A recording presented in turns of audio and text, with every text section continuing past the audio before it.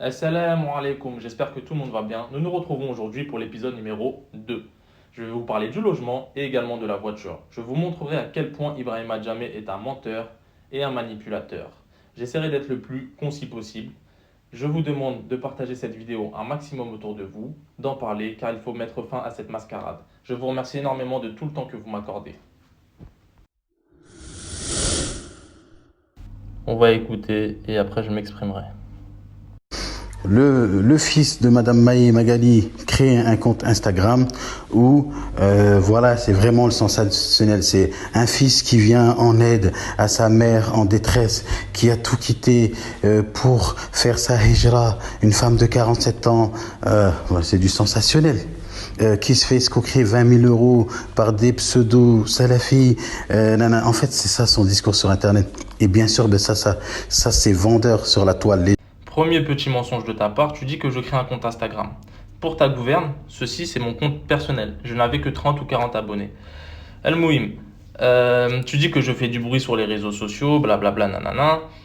Mais ce que tu dis pas, c'est qu'en amont, je t'ai contacté. Et tu ne m'as pas répondu, tu m'as ignoré. Donc voilà, je te contacte pour te demander des comptes. C'est ce qui est légitime de ma part. Et tu ne m'apportes aucune réponse concrète. Bien que plus tard, tu diras dans une vidéo que tu n'as aucun compte à me rendre, donc c'est pour ça que tu m'as pas répondu. Parce qu'après, j'ai insisté, puisque j'avais des réponses floues. Et là, tu me réponds plus. Ça, c'était du 1er au 3 septembre. Et après, un mois plus tard, le 4 ou 5 octobre, tu t'étonnes que je parle sur les réseaux sociaux? Non, vraiment, tu es vraiment très très drôle, Ibrahima. Donc voilà, tu dis une femme de 47 ans qui a fait la hijra, qui a tout quitté, c'est du sensationnel. Non, Ibrahima, arrête, Ibrahima, t'es encore dans ton rôle théâtral. C'est bien réel et tu le sais bien, mais je reviendrai dessus plus tard, Inch'Allah. Donc voilà, tu dis, tu t'étonnes que je parle sur les réseaux sociaux, mais t'es pas un bonhomme. Parce que sinon, tu m'aurais répondu à mes messages, ça serait réglé en silence.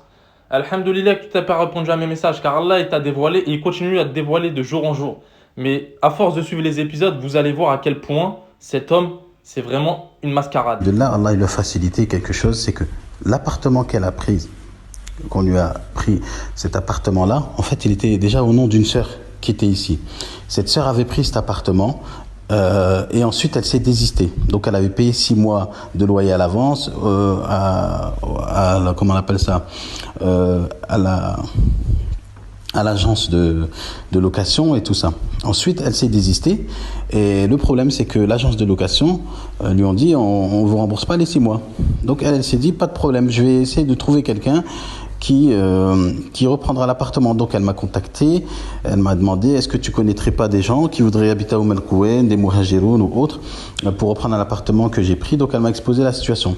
Donc voilà, je vous mets une vidéo que j'avais déjà fait sur Instagram et je la commenterai en même temps. Ouais, on a contacté la personne, elle a vendu le meuble, subhanallah, et pourtant on lui a confirmé. Hein. Ah, il y en a, ils ont pas de parole. Très, Inch'Allah, donc on va essayer de trouver autre chose, Inch'Allah. Ouais, elle a vendu le meuble, elle a vendu le lit. Tranquille, quoi, normal. Donc, j'ai appelé pour demander la taille. Elle m'a dit, oh, mais excusez-moi, je l'ai vendu comme quelqu'un était venu, tout ça, blablabla. Ah ouais. Khair, Inch'Allah. Donc, on va se focaliser sur autre chose, Inch'Allah. Donc voilà, comme vous avez pu entendre précédemment quand il parle, en fait dans sa vidéo il dit que l'appartement est meublé, mais dans l'audio on entend très bien que ah, les meubles, elle les a vendus, subhanallah, encore son cinéma en fait. Et l'appartement il était vide à Al Qawain. Ma mère elle a signé pour un appartement meublé à Ajman, ça n'a rien à voir. L'appartement fait 170 mètres carrés. À la base il n'a pas été pris pour ma mère, comme il dit. C'est un appartement qu'une femme Alia a pris, une proche de Ibrahima. Et le mari d'Alia, Riyad, lui a dit non, je veux pas de cet appartement, donc elle s'est retrouvée avec deux logements. Ma mère, elle s'est retrouvée dans un litige entre Ibrahima et Alia, dans un logement qu'elle ne voulait pas. Il faut savoir que le seul truc qu'il y avait dans l'appartement, c'était l'électroménager, pardon. Et c'était de l'électroménager d'occasion, en fait. C'était de l'électroménager d'occasion. Donc voilà, l'appartement il était vide, vous pouvez le voir hein, de vous-même, hein, de toute façon. Toutes les pièces elles sont vides, il n'y a que un frigidaire et voilà quoi. Il y a le minimum. Mais voilà, l'appartement il était vide. Euh, Je peux commenter la vidéo encore et encore. Il faut savoir que le matelas, c'est ma mère qui l'a acheté. Voilà, il y a un sommier qui est pourri qu'Alia l'a laissé là. L'appartement était vide. Donc il était clairement vide, voilà. Un peu coincé, donc je me suis dit c'est pas grave. Et tu sais, j'avais mon lit, c'est juste qu'on appelle ça, le cadre, tu sais, le cadre avec les lattes, c'est un lit d'Ikea.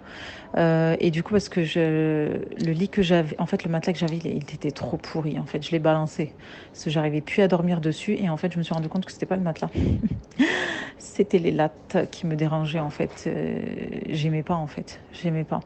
Et je voulais quelque chose de plat. Donc, ce que j'ai fait pour pas jeter le lit, parce que je savais pas, j'avais plus la place en fait chez moi, je l'ai mis en fait dans ta chambre d'amis, voilà. Et je me suis dit, bah, tiens, bah, si ton fils il vient ou quoi, ben tu auras déjà au moins ce lit-là. Puis après, si tu le veux pas, tu me dis et on appellera des gars et puis on le fera. Bah, je le balancerai parce que je pense pas que je vais le vendre. Ça me prend la tête en fait. Donc, Afouane, vraiment désolée, j'avais complètement oublié de te le dire. Dans le contrat qui a été signé, il n'y a pas de défaillance ou de faille comme tu précises. L'appartement devait être à Ajman et meublé. Tu lui as donné à El-Kouaïn en sous-location et sans meuble. Elle t'a demandé d'acheter le minimum, frigo, machine à laver, gazinière. Je précise que tout est d'occasion. Faut arrêter de dire qu'il y a une faille. Tu es la faille de sa hijara. Donc voilà, les images parlent d'elles-mêmes. Subhanallah, les images elles parlent d'elles-mêmes. L'appartement il était vide. Donc voilà, là je vais parler de la voiture, Inch'Allah. Donné le premier véhicule, qu'est-ce qui s'est passé? Donc elle n'a pas aimé, on l'a donné un deuxième véhicule, bon il y a eu un puncher, donc le pneu il a lâché, bon voilà. Donc ensuite on a conclu, écoutez Madame Maï, trouvez-vous une société de location et choisissez la voiture que vous voulez et on s'occupe juste du règlement. Donc c'est ce qu'on a conclu. Wallah, t'es un menteur. Tu veux faire croire comme si le troisième véhicule, c'était toi qui avais dit, oh, voilà, Madame Maé, allez dans une agence. Tu mens. Wallah, on t'a harcelé. On t'a harcelé pour que tu ramènes un véhicule correct. Parce que le premier véhicule que tu lui as ramené, il y avait des affaires dedans. Moi, je suis désolé, hein, quand je fais une location de voiture, j'en ai fait plein. Et j'ai jamais vu quelqu'un qui me ramène une voiture avec des affaires à l'intérieur. Ils ramènent des véhicules avec des affaires à l'intérieur, des problèmes de roulement, des pneus qui éclatent. Arrête ton cinéma, Ibrahima. La vérité, c'est vu que tu n'étais pas capable de ramener une prestation convenable, on parle même pas de couleur de voiture ou je ne sais quoi. Tu ramenais des voitures qui étaient dangereuses. On t'a harcelé, tu n'étais pas capable de changer de voiture. Donc ma mère a pris l'initiative d'elle-même d'aller dans une agence de location et de négocier. Ensuite, elle t'a appelé pour que tu signes. Tu as touché 21 500 euros, Ibrahima, subhanallah. Tu parles comme si tu avais touché 250 euros. Arrête de mentir, tu es un menteur. De revenir aussi par rapport à la voiture de location qu'a ma mère. Il lui arrive que des galères à la voiture de location. Donc si tu pourrais faire quelque chose, il lui ramener une voiture qui roule convenablement, qui n'a pas de problème mécanique ou de problème X problème quoi. Sûr que tu leur ramènes de la location là. Une location à 4 000 euros, la voiture, c'est une voiture, elle n'est même pas dans un état correct. Normalement, quand je paye, moi, personnellement, quand je paye un service, je veux un service correct. La voiture, c'est pas un service, elle est pas correcte. Il y a des problèmes de mécanique, il y a des pneus qui lâchent, il y a de ceci, cela. C'est pas quand tu mets un certain prix, faut avoir un certain niveau de qualité. Ensuite, pour la voiture, il s'était proposé qu'on vienne me changer la roue. Moi, je lui ai dit non. Je lui ai dit que j'allais louer une voiture parce qu'en fait, ces voitures, c'est que des voitures subhanallah qu'Allah me pardonne parce que voilà, elles roulent peut-être, mais elles ont toutes des galères. Donc, me changer une roue, je suis désolée, non. Elle a un problème de roulement en plus, celle-ci, et d'équilibrage. Donc, changer juste la roue ne suffira pas. Voilà. Et c'était au lieu de louer la voiture qu'on l'achète, que je rajoute genre 1000 euros, 1500 euros. Aux 3200, là, je sais plus combien je t'ai mis. Elle m'a dit, ouais, moins de 5000 euros, tu peux avoir une bonne voiture ici, un bon 4x4. Et lui, il a refusé en me disant qu'on respectait pas les clauses du contrat qui avait été signé avec la société. Et que devant Allah, c'était du vol si je faisais ça et tout. Donc j'ai lâché l'affaire. Et après, je l'ai relancé en lui disant, ouais, mais je pense que ma société, ils seront d'accord, en fait, ils verront pas d'inconvénient parce que cet argent-là, c'est mon argent. Et en gros...